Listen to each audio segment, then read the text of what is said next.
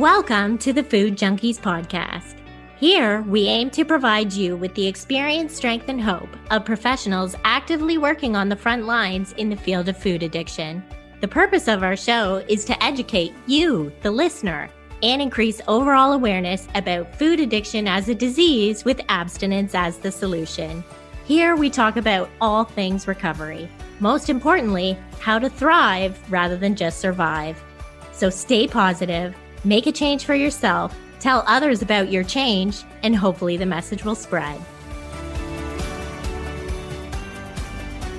Hey Food Junkies listeners, Clarissa here. And today we have an extra special episode for you. Molly and I sit down with Dr. Tarman and we discuss her latest paper, One Size Does Not Fit All, Understanding the 5 Stages of Ultra-Processed Food Addiction. Dr. Tarman is the medical director of Renaissance and is a senior staff physician at Salvation Army.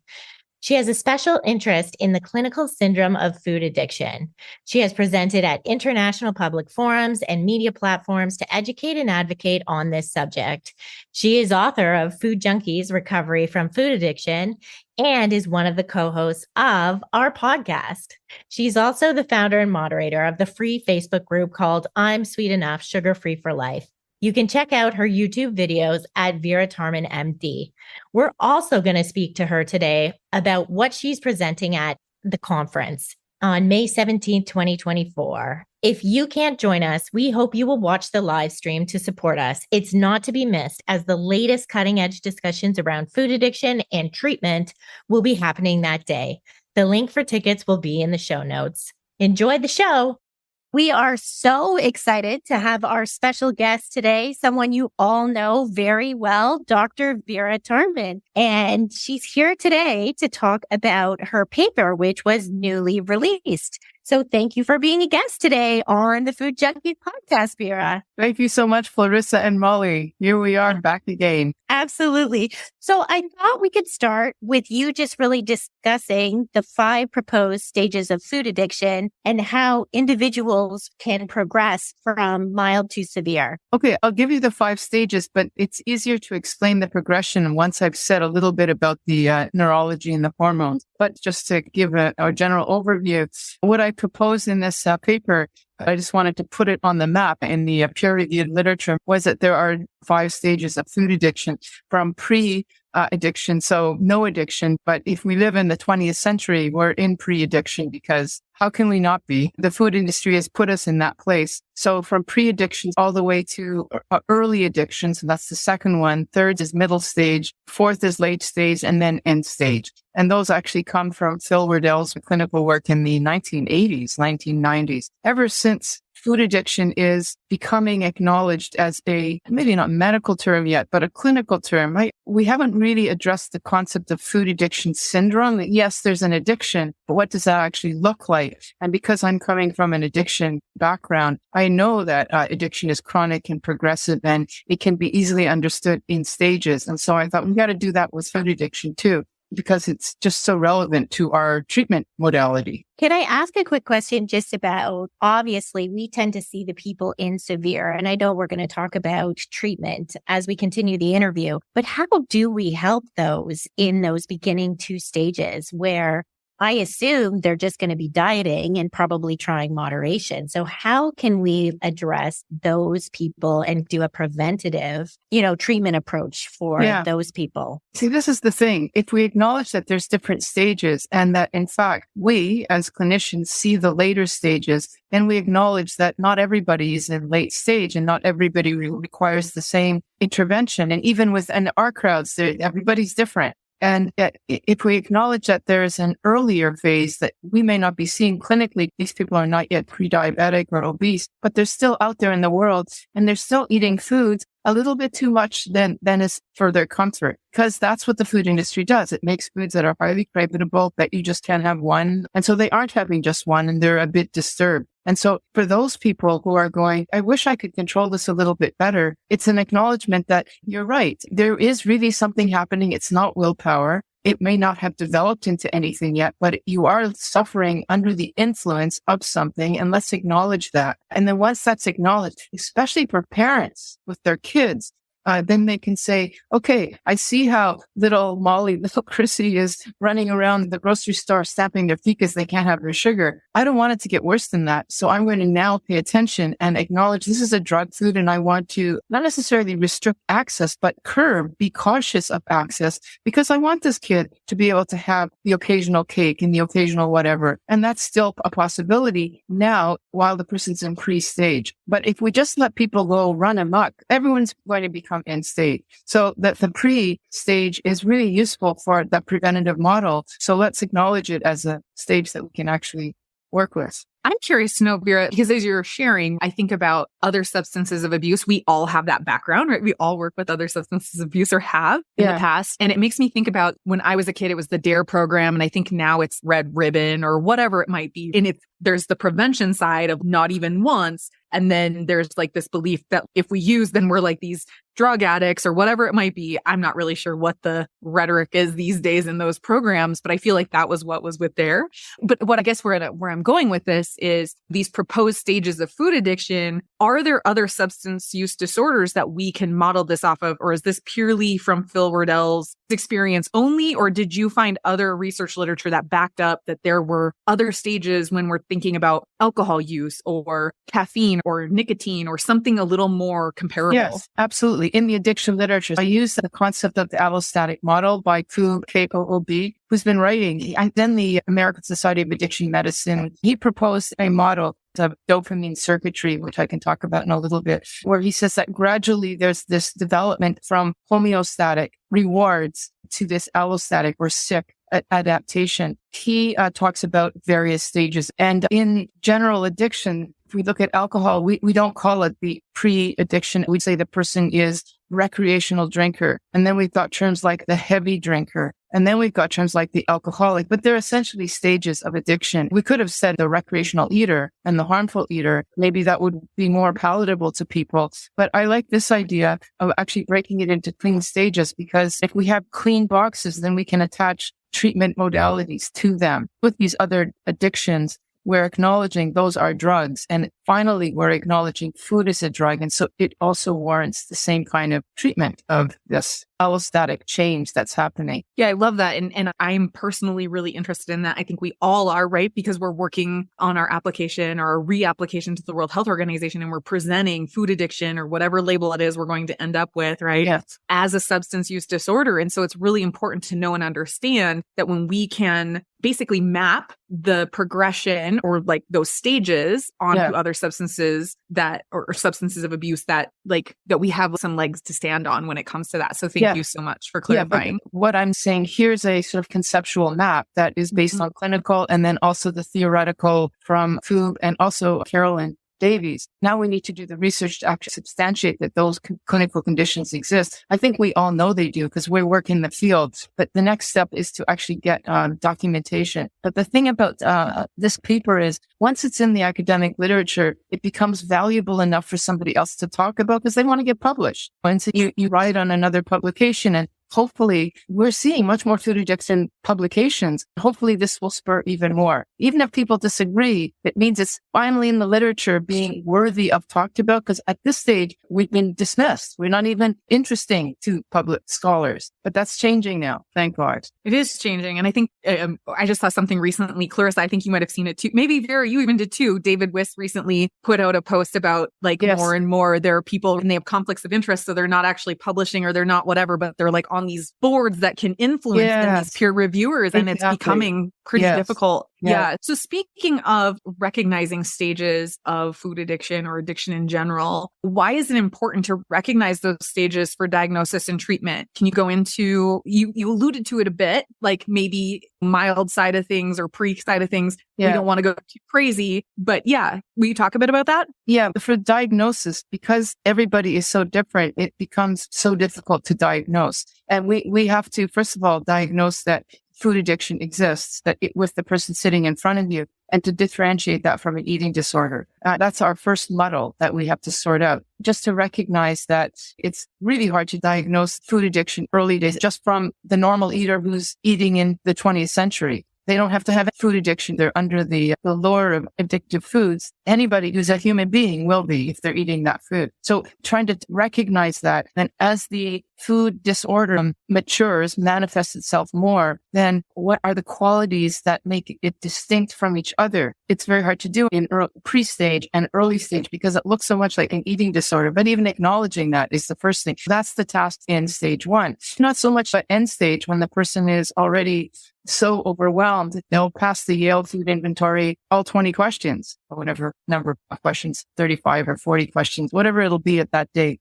So for diagnosis, also then for the language, if I want to refer a client to you and I say, so-and-so in stage 2 food addiction, you have an idea of the severity of the condition, whether it be through research or through clinical work. It introduces a common language. It's not just the person's addicted to food. What does that mean? Because it means many things to many people. So that's the diagnosis. And the key piece is the treatment, because we all know that when a person comes in the room, you can't just slap them with the universal food plan. They can't eat sugar, flour, grains, or nothing. They can't eat anything. You got to fast. In fact, may not work at all if the person has a restrictive type eating behavior, which is still food addiction, but looks like anorexia. The diagnosis, it becomes really useful for treatment. Can you speak to us a bit about that severe kind of end stage treatment? Because I know you suggested quite a few things in your paper, including GLP-1 meds, which I was surprised to see. Yeah.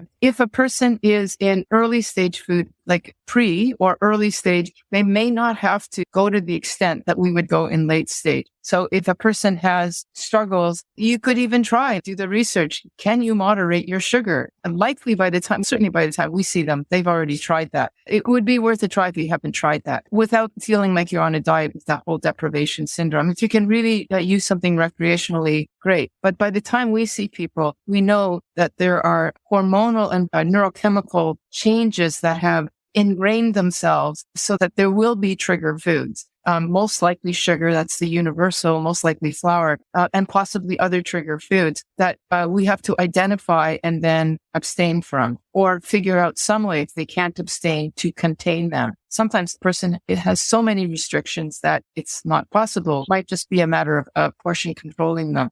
So end stage food addiction is going to require quite a restrictive pattern compared to earlier stages. Also, because it is an addiction, the person will also need, we know this in the addiction world, it's not just about stopping the substance, about now how do we live without the substance. That's going to require tools, support groups, all the tools about how to stay clean, get rid of the stuff that, when you go out to a restaurant, plan, prepare, protect, so that you can maintain your sobriety. In end stage, even an outpatient community support may not be enough. And if we had more inpatient, because I do think there's a place for inpatient, we just don't have it available enough. I suggested the GLP-1s. There's more and more research. Naltrexone too. Naltrexone too. Yeah. That's right. Yeah. But these are pharmaceutical aids to add as well in the stage. They could be potentially available before that, but they may not be necessary. I would always use them appropriately and when necessary. They can be bridges, effective bridges. And I also noticed you mentioned bariatric surgery, which I was surprised because sometimes people think, oh no, that maybe we at Food Junkies might be anti-bariatric surgery, but instead being able to frame it as a tool for someone with severe.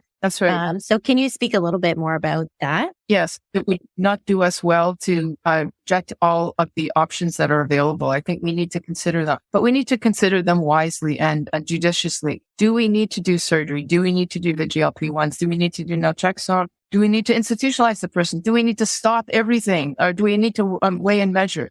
These are all tools depending on the level, the extent to which the addiction is developed. And in some cases, just so it doesn't develop further. We want to keep these options open, especially when you see people at late stage. Sometimes they are effective bridges that will jumpstart a program, providing the person is motivated to do the other stuff. One thing that we won't do at Food Junkies is say, do this surgery and don't worry about the rest. We know that's just a temporary solution. And if you're lucky, for some, it might be a permanent solution, surgery, and that's the end of it and you're good. That's not the general norm. general norm is people get surgery, they lose the weight, and then there's the inevitable weight regain. But we can be there to make sure that doesn't happen. So I think that that these might be some harm reduction tools as well, right? That harm reduction will tools keep people alive and improve their quality of life because in the interim, and allow them the space to try treatment. Because we know if you're in the food and you can't get out of it, you're not even thinking about treatment at that point. It's just maybe in full use. So this may create the space and capacity for them to seek help, which will help improve those circumstances overall. So I thought that was great, Vera. Yeah. And it might even give enough motivation, because when a person is of a really large weight, it's like, what's the point? I'll never make it. And so when they do lose weight, now you don't want to go back, here are the tools. We can happily marry ourselves to these other techniques. The danger I see, especially when I sit on my doctor's Facebook groups, and I'm just appalled because that's all they're talking about. Doing the meds, doing the surgery. And then they themselves say, I don't know what to do because it's not working anymore. And I want to say, listen. You need the other recovery management plan in there paired with these tools in order for it to be like long-term and that maintenance piece you speak of. Yeah. So I think that also like really highlights the need for not only do these interventions need to be, right, like intervention needs to meet severity, right? Like they need to match. Yes. But I think it also speaks to like the tool, that intervention also has to match the individual in front of you. Just because you're a surgeon or just because you're a prescriber of GLP-1s or whatever the tool might be. Yes. You have to take into consideration the patient that's right in front of you. And if that, for whatever reason, you suspect that tool is not actually going to be effective for one reason or another, you should really know and understand like all the tools that are available or more tools that could be available and have an ability to refer or bring in others to the team to make better choices there. Because as you were describing that, Vera, like I thought, like my first thought was back in the day when like the doctors were like, we don't know what to do with you alcoholics, like we don't know what to do anymore. And it's just so interesting that in 2024, we're still in that place when, and not only are there 12-step options, but that there are so many other options that are non-12-step if somebody's not a 12-step joiner, which we can understand, right? Like it's not for everybody, whatever, but it is for a lot of people. And why are we not also offering that as a tool, as an option? Why is that not also being discussed? And maybe it is. I'm not privy to the 10-minute conversations that doctors are having with their patients. But if they are in these Facebook groups throwing up their hands like, why didn't that work? Or why did it stop working? It lets me know that maybe they're not having those conversations. Yeah, that's right. No, they're not. It's about the medications. Yeah. So can you speak to us a bit about the neuroadaptive addiction model and how we can then use that to understand the development of food addiction? Yeah, actually, I bring in the hormonal models. A lot of the keto world and the low carb world operates on the premise that if you go low carb, cravings miraculously went away and people lost weight. And what was happening is they basically got their insulin resistance sorted out and the crazy hypoglycemic food cravings resolved themselves. So that was a hormonal correction. In the food addiction world, we're looking at the neuroadaptation, so dopamine. So getting back to the food model called the allostatic model. And most of us in the food addiction world know that dopamine is hijacked by food, and that's where food addiction comes. Any drug has this dopamine hijacking process. Cocaine hijacks dopamine, nicotine, gambling, behavior hijacks. When you have that hijacking tolerance starts to develop because you have an abundance of dopamine. In this allostatic model, the body is continually trying to go back to the normal. You have so much dopamine that you're going to withdraw your dopamine receptors so that more dopamine feels like less. That homeostatic model just gets lower and lower and lower as you have less dopamine receptors. Life becomes progressively dysphoric so that the norm is lower and lower and lower. I'm taking that model, the progressive stages of dysphoria, and then I've attached Carolyn Davis. Carolyn Davis saw a similar progression of stages in her eating disorder world. And I thought this just looks an awful lot like allostatic dysphoric stages. I tied those two together that we could just call what Phil Wardell was saying clinically And she was saying in the eating disorder world, you just apply that all together. Gradual neuroadaptation that leaves the person more and more dysphoric until eventually, if they don't have the substance, it becomes impossible to live. We've got a person using not for pleasure anymore. They're using only to avoid pain, the sort of negative reinforcement. Then we've got addiction happening. And it goes beyond that, I think, too, right? You were in your paper, you talk about like hormonal factors like insulin, leptin, ghrelin, that kind of thing. How do those also then tie into that progression? It's a bit of a feedback loop here, but initially we could make the argument that it initially is a hormonal mismanagement, insulin resistance. The person is eating a lot of sugar. Their hormones are getting in disarray. The ghrelin and the leptin are not working as well together as they should. You've got insulin messing up the whole system. That's the beginning stage. But if you rectify that, you're good. You can actually walk away and maybe even have sugar once in a while. That's where I would see it as pre-addiction, maybe early stage addiction. And that's why you want to have a good diagnosis. Try it out. Try and see if you can moderate your sugar by doing your carbs at 50 grams a day and then once in a while having a 100-gram day or something like that. You probably could get away with it because your system has become robust enough, unless you've actually become diabetic and then you can't go back anymore. So you have the hormonal change, and then ghrelin and leptin have a backdoor to dopamine. And when the ghrelin is deranged and the leptin is deranged, then the dopamine is also affected. So you can then develop a derangement of the dopamine hierarchy just by the hormonal mismanagement. But usually what happens is the foods that you're eating are so intoxicating, they create dopamine-like effects that you have a double whammy. You have the hormonal piece, the backdoor, you have the ghrelin, leptin, insulin affecting dopamine, that already causing a problem. And then you have the substance itself giving extra dopamine. So you've got two ways to affect dopamine. You move into the next stage because it's a double whammy, as it were, hormonal and neurochemical. It's actually a causation backwards. That once you have a full-on food addiction, you're just going to keep eating and continually derange the hormones. It's going to become a feedback loop in a negative way. They work together. The hormones are first and the neurochemicals are next. Yeah. Yeah. They like double down on the food addiction. Yes. Absolutely. Yes. So can you speak to us a little? I know we've interviewed some eating disorder professionals lately, and you said earlier that kind of the pre and the early stages can look like eating disorders. What should maybe eating disorder professionals be looking for, or what are your thoughts about how to separate some of the treatment of eating disorders from food addiction? Yeah, we have to get a conversation going. We're trying to do that. We at Food Junkies, and we're finding people that are willing to listen, which is great. And in fact, the last person that we spoke to actually gave hope. They're starting to listen. It's actually happening. The unfortunate thing is that we have such diametrically opposed treatments that there's a lot of investment into not listening. I don't really want to listen to the idea of moderating, and they don't really want to listen to the idea that we have of restricting. But because there is such a similarity, we have to discuss to say, okay, is who I'm working with somebody who's predominantly one or the other. You can be both. And so what are we really treating, or what do we need to treat first? And if we have a common language, we can actually sort that out. I don't have the answer to that. It's really necessary that we have a conversation. The other thing is I'm looking forward to some of the people that we're going to be interviewing in the future. I'm really excited about one. I'm going to leave you as a cliffhanger.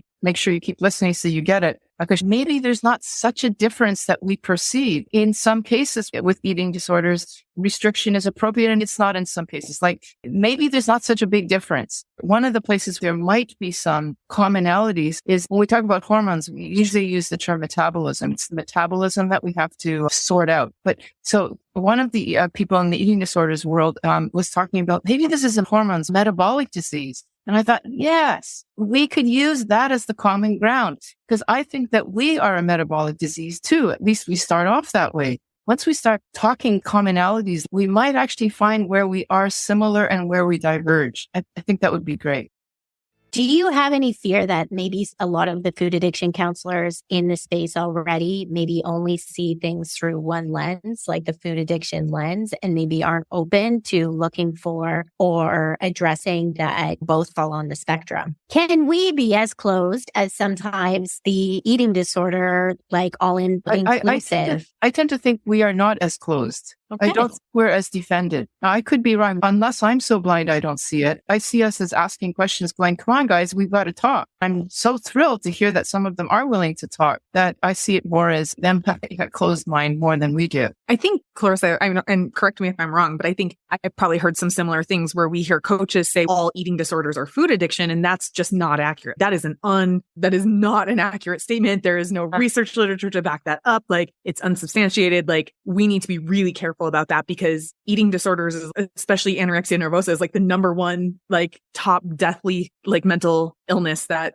we deal with on a day-to-day basis. Yeah. Not us on Food Junkies, but that is dealt with. I have to admit that I have said myself that I wonder how many eating disorders have been misdiagnosed as food addiction, but I would not say that it doesn't exist. I just think it's probably because we've not been acknowledging food addiction, it's probably been missed in the diagnosis. I actually think what's really the case is that it's a combo. Yeah, I think there's a lot of crossover, and we see that in other mental health diagnoses, right? Like in bipolar and anxiety or general anxiety disorder and something else, right? There's oft ADHD, right? There's often crossover. And I think you're right. And I think we see that too, Clarissa, that because we work at that intersection, we're just always internally assessing what's going on here. And we show up and treat as if both are potentially happening until it's clear if one or the other or actually both are happening. And I think that's why it's so amazing. I think that, like, you're using research from eating disorder specialists, but also that we're talking to these individuals who are proficient in treating eating disorders. And it does make us wonder when we think about the milder end of the stages, pre and mild. And when we want to show up and treat,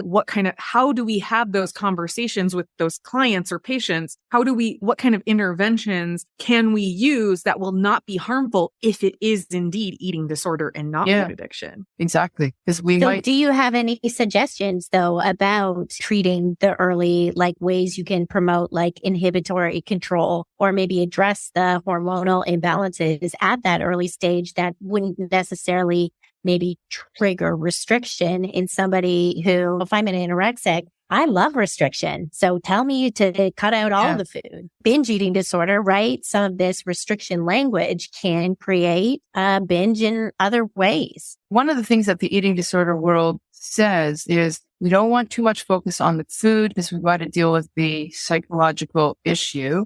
That's where the problem is, not the food. If you look at the food, we're diverting where the problem is. And so then there's an assumption that the food is okay, it's normal. We don't need to worry about because we're going to worry about where the problem is. How about if we couch that, okay, let's all operate on the premise that we are all eating good, healthy food, which does not mean ultra-processed food. Ultra-processed food is not real food. And so why should even somebody who doesn't want to focus on the food say, that means I get to eat garbage? There's the whole health of ultra-processed food. Why would a person with an eating disorder who doesn't want to focus on food still advocate something that's going to ultimately cause obesity and diabetes? It doesn't make sense just to prove their point. How about we all say, let's eat food that is healthy, that's not going to create diabetes, and then don't focus on the food anymore. Reframe what food is. And I would say that we do that with families. We do that in the whole world. This is drug food. It's not even real food. It's a food product. It's not restricting. It's actually healthy. And then from there, we can work with, okay, now do we need to restrict further? And we probably wouldn't. I don't think we'd have the food addiction problem that we have today.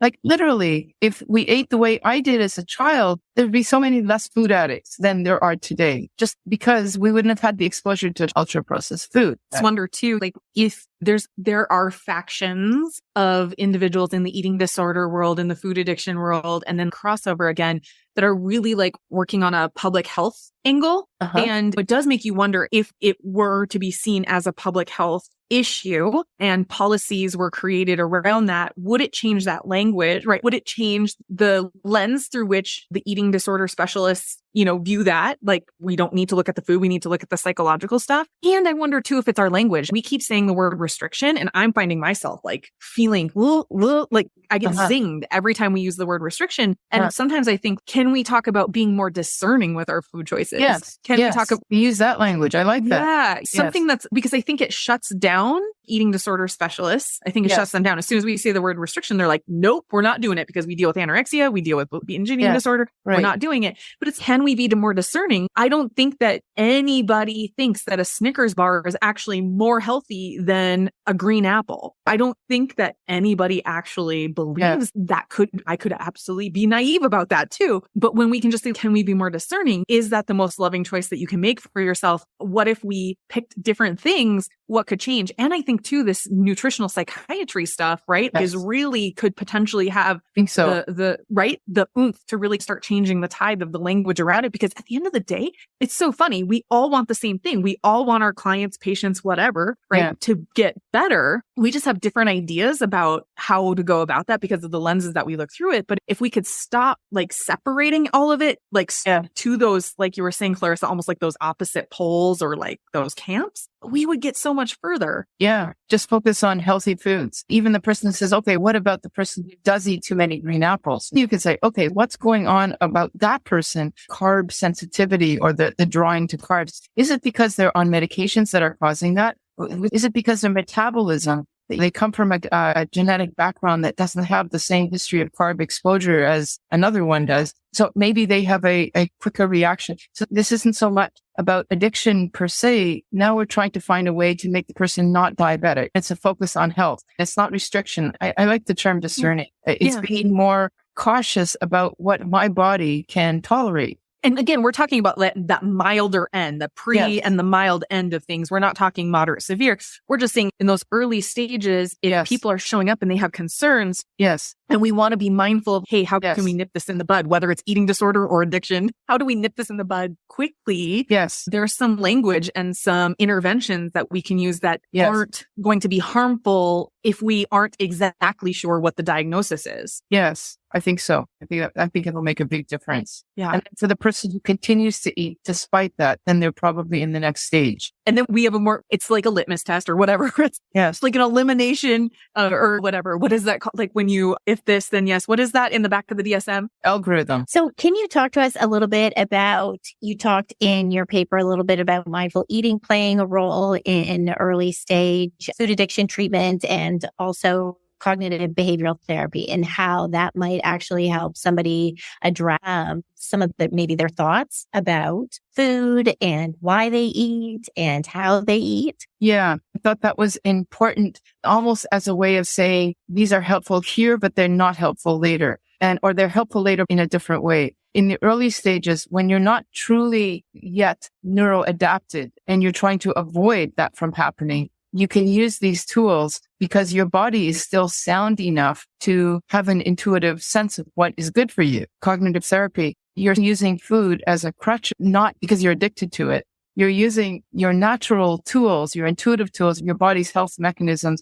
to work in the way that they should because you're not yet addicted. And I think that's excellent. At a certain point, food will have to be the primary focus. In other words, a diet that has restrictions in it or discernments in it. And then you use mindfulness in a different way. You use it because now that the food is out of the way, you've gone back into remission. Now I'm going to use those tools so that I don't get out of remission because they're working again. But there's a point at which if there's an addiction and I'm in the food, they don't work. You wouldn't differentiate between mindful eating and intuitive eating because I feel like they're two very different things. Yes, I see them as two different things, but they're both relying on our own natural ability to portion control ourselves. So if I'm intuitively eating, I'm telling myself I need this or I don't need this intuitively. And mindful is, you're going to correct me if I'm wrong here. Mindful is conscious awareness of what I'm eating. Both things which are ideal that would work if we weren't addicted to food. I see mindful eating about more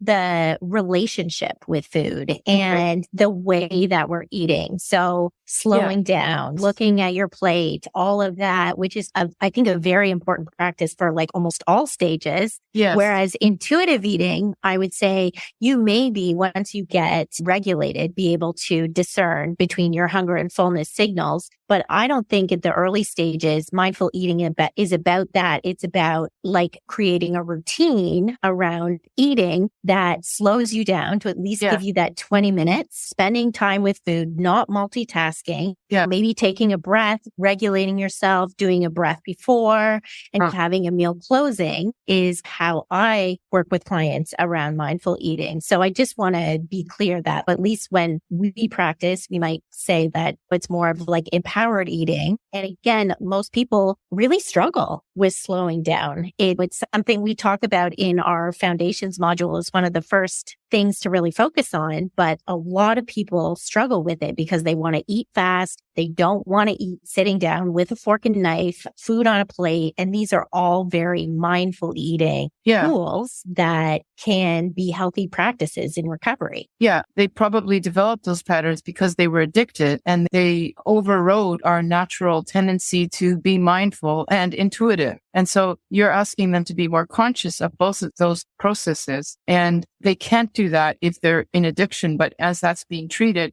you remind them or bring them back to that.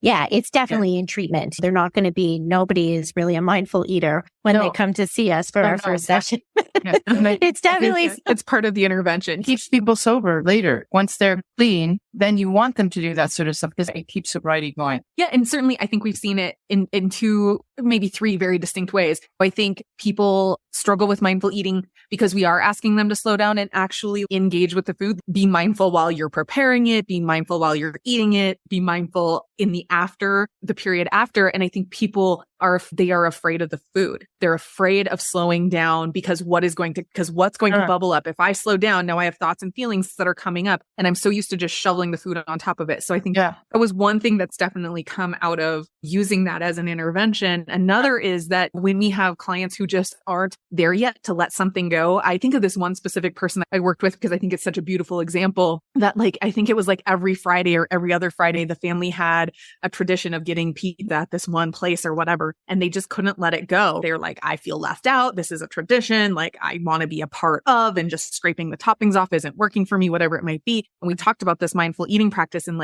taking the portion and putting it on the plate and slowing down. And again, I'm not advocating this. This was a specific intervention for this specific person. It was done with support, that kind of thing. And it was so funny because when they practiced that a few different times, they realized it doesn't matter if I have pizza. It actually is about the time with the family and the whatever. And they were able to let it go later. So even though we couldn't let it go right away, by using that practice, they were able to let it go later. And I think that's maybe the other ways that it shows up is that when people are able to slow down and have just that fear can go away. Oh, it's not, I can sit with myself and I can sit with this food and it doesn't actually have that power over me that I've given it over the years. It's transformative. I think that awareness too. Judd Brewer talks about this too when he worked with clients who were just eating their foods really fast or even smoking and saying, if you're going to eat this, I just really want you to tune in and see, what is this like for you? Do you actually enjoy this? If you're going to have it, just spend some time with it. And I've certainly had clients similar to Molly who at first it's very harm reduction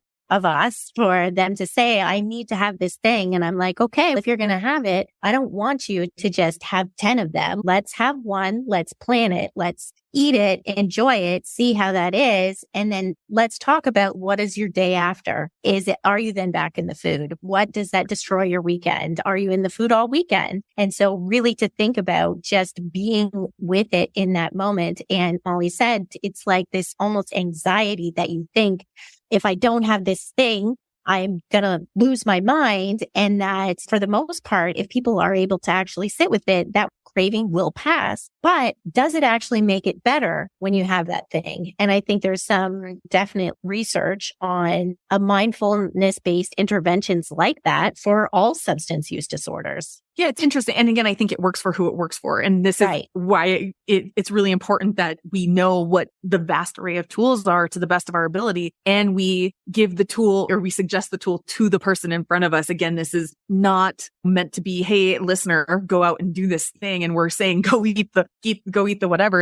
It was a very, these are very specific individuals that were in front of us. We have a lot of information about them and we were working with them individually. And we've been trying a lot of different things. And it was like this one hang up and it would ruin everything. And it didn't take long. It doesn't take long sometimes with some of these interventions for the individual themselves to make the decision like, oh yeah, this isn't worth it to me.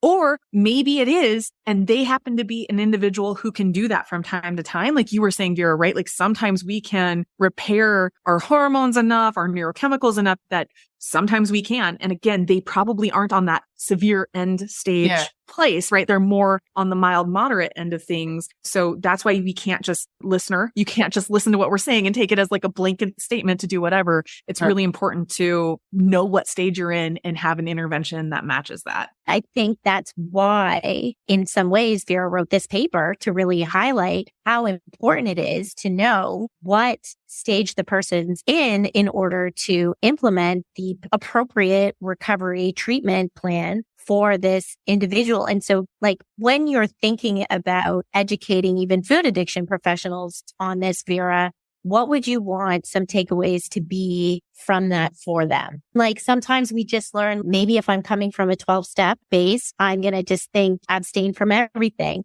Right. So we wanted like a more clinical approach, which I think you propose in this. Just read the paper, clinicians out there. But also just to, how could you help highlight the fact that it is so important to know what stage someone's at in order to properly offer the appropriate treatment approach? Yeah, I would like the clinician to come away with this, that there appears to be a continuum of gradual progressiveness that happens with food addiction, and that it is biologically, physiologically, psychiatrically sound through other models. And we can cleave stages into it. They're somewhat arbitrary, but they seem to be clinically validated. Like, that's what we need more research in, is how clean can they be? Are there actually 6 stages? Maybe there's just 3. There are stages. This is useful for diagnosis, but mostly for treatment, because it does appear that there is no one size that fits all, and it just doesn't work. Not only not work, it's detrimental. We need to have a specific assessment of each person based on where they are and treat where they are, because they can also change. Even that person can change over time or over some experience. And then it will make sense to try something different. So I would want people to know that there are distinct treatment plans, and that there has to be a continual reassessment and a continual changing of treatments. Once we have a common language, then we can also share that information clinically and research-wise. But mainly, the bottom line of what I wanted to do with this paper was say, there's a syndrome. This is not just that you're addicted. There's actually a chronic progressive syndrome, and we want to be more attentive to that syndrome and how to treat it. I did have one question, knowing this. A lot of the 12-step programs out there aren't really assessing for the different stages of food addiction. And that may be where somebody goes first. They're not supposed to. That's not their job. But they're offering the same treatment to every single person who walks in the door. And so that's where I'm wondering if it could be detrimental to somebody. The question came to my mind. I think that where it's detrimental is that the sponsor is trying to treat the sponsee. They're only supposed to share their experience. And the sponsee then says, do I want what they have? Are they speaking to me? So if that's somebody, this is classic in OA. When I went to OA, the sponsor would talk, and I think they're not talking to me. They are talking a mild food addiction, and I am not a mild food addict. So what they're suggesting is not working for me. But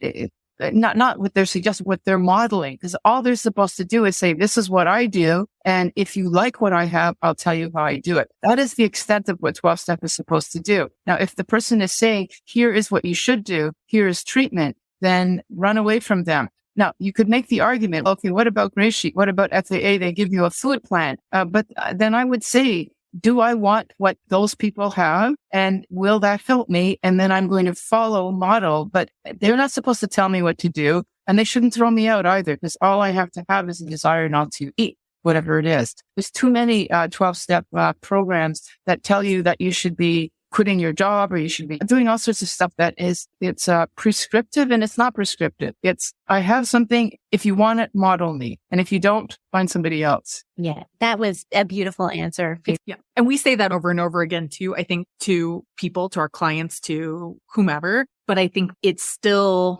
hard because our profession is, right, or this faction of our profession is so new, and 12-step has been around for so long, and OA has been around for 40 years at this point, something like that. And so when that has been the longest running intervention or help or support that there is. Yeah. And then and then I think it gets murky because a lot of people have their own 12-step history and now they're coaches or they have some kind of program. And a lot of it is based in 12 steps. So it gets really murky because 12-step is peer support and that's what it is. Yes. Peer support and treatment and intervention. Those are words we use because we are clinicians. Clarissa's a registered social worker. I'm dual licensed mental health addiction. You are a medical doctor, right? We are clinicians, and our training and our interventions and how we treatment plan somebody is going to look very different than what a peer support meeting or sponsor, like you said, is supposed to be doing. Or like we all have to stay in our lanes. Yes, we have to stay in our lane. I think it's like the spirit of the law versus the letter of the law. I think like the letter of the law would say like sponsors aren't supposed to be showing up and saying drink green tea, but don't drink beer. But that's happening definitely in the food programs. And maybe there is a sponsor that does that. Who knows? But like the spirit of it is not, or the letter of it is like, that's not what it is. And then the spirit of it is like being followed differently. Yeah. Okay. So before we wrap up, we really want to know, because you're going to be speaking at our International Food Addiction Consensus Conference in a few weeks. And we want to know, or will you let the listeners know what you're going to be presenting on and why you think it's important, why they should be in the seats or live streaming it in, and why is it important what you're talking about? I thought that in a talk about consensus with food addiction, that one thing that had to be stated was the importance of abstinence. Now, again, in the stages of food addiction, abstinence may not be necessary for everybody, but at least the conversation of abstinence. When I was thinking, what am I going to talk about? Because everybody's heard everything. And I thought, even if they've heard it, I want it to be on paper that abstinence is part of the discussion. I'm going to talk about the biology of why at a certain stage in food addiction, abstinence from a trigger food, whatever that is, may be necessary if you want peace of mind, if you want freedom from obsession. I want to talk about the science, biology, the neurobiology. And quite frankly, I want all those people who are there to hear that, because they get that there's food addiction, but I don't know entirely if they understand why, for some of us, abstinence is crucial. I love that answer. And I'm so excited for your talk and to be with you in London at this conference. So thank you so much for sharing your paper information with us today. And we'll definitely link it in the show notes. And hopefully people will get the live stream for the conference if they can't come and join us. Just come in person. Come meet us. Vera's going to have a book there. She'll sign your book for you. Right, Vera? You'll sign books? Yes, I will. I will. Awesome. Thank you so much for being our guest today, Vera. Thanks for joining us this week on Food Junkies, Recovery from Food Addiction. Make sure to join our Facebook group, Sugar Free for Life support group, I'm Sweet Enough. You can subscribe to our show in iTunes or Stitchers. That way you'll never miss an episode. While you're at it, if you found value in this show, we'd appreciate a rating on iTunes. Or if you'd simply tell a friend about the show, that would help us out too. Don't forget to pick up your copy of Dr. Tarman's book, Food Junkies, which is available on Amazon. If you have any additional questions, both Molly and Clarissa are food addiction professionals and work one-on-one with clients. You can find their websites and email addresses in the show notes. Be sure to tune in every Friday when our new episodes drop. As Vera loves to say, the power is ours.